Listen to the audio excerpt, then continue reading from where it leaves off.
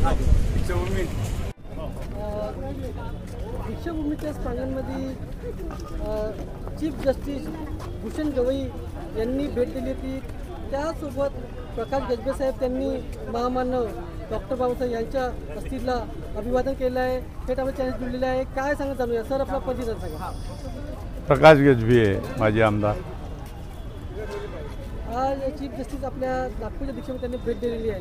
काय सांगा तुम्ही, काय असं त्यांचं व्यक्तिमत्व आणि त्यांना चीफ जस्टिस बनलेलं आहे, काय सांगा तुमचं? निश्चितच खूप आनंद होतो आहे। आज या पवित्र दीक्षाभूमीमध्ये माननीय सरन्यायाधीश भूषण गवई साहेबांचं आगमन झालेलं आहे आणि या ठिकाणी त्यांच्या वडिलांनी दीक्षाभूमीचं पवित्र बांधकाम त्या ठिकाणी केलेलं आहे आणि आज ते देशाचे सरन्यायाधीश झाले याच्यासारखा दुसरा आनंद नाही।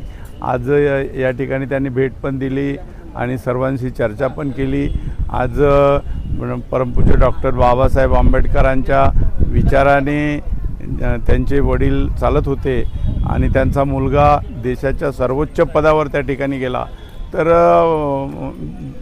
या ठिकाणी बौद्ध जनतेला खूप आनंद झालेला आहे आणि आज त्यांच्या वतीने त्यांच्या हस्ते प्रियांबल पार्क नागपूर विद्यापीठामध्ये लॉ कॉलेजमध्ये त्याचंसुद्धा उद्घाटन झालेलं आहे आणि त्या ठिकाणी त्यांनी भारतीय संविधान हे सर्वश्रेष्ठ आहे, जगात असं भारतीय संविधान कुठेही नाही असे त्यांनी विचार त्या ठिकाणी व्यक्त केले आणि हायकोर्ट आणि लोअर कोर्टच्या सगळ्या वकील बांधवांनी सुद्धा त्यांचं स्वागत केलं आहे आणि उद्या येणाऱ्या काळामध्ये ते काही जजमेंट देतील, जे काही निर्णय देतील ते देशाच्या जनतेच्या हिताचे निर्णय असतील असं मला त्या ठिकाणी वाटते।